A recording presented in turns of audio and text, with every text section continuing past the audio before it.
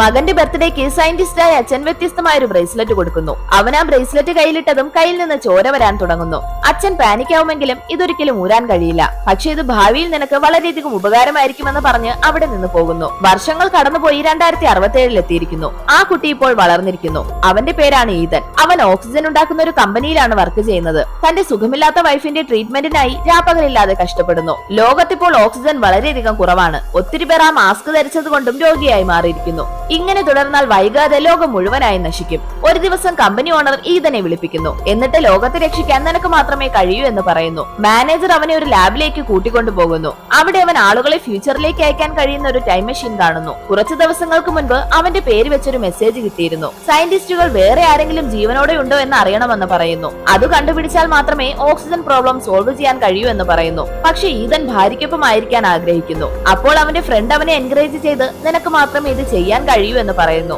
ഭാര്യയും അവനെ എൻകറേജ് ചെയ്ത് പോയിട്ട് തീർച്ചയായും തിരിച്ചു വരണമെന്ന് പറയുന്നു. രാത്രി ഈതൻ തന്റെ കയ്യിലെ ബ്രേസ്ലെറ്റ് ഊരാൻ ശ്രമിക്കുന്നു. പക്ഷെ അതിന് സാധിക്കുന്നില്ല. ഇപ്പോൾ അവൻ ഫ്യൂച്ചറിലേക്കുള്ള യാത്രയ്ക്കായി റെഡിയായി നിൽക്കുന്നു. അവൻ ടൈം മെഷീനകത്തിരിക്കുന്നു. മെഷീൻ ആക്ടിവേറ്റ് ആയി അവൻ കുറെ വർഷം കഴിഞ്ഞുള്ള ലോകത്തെത്തുന്നു.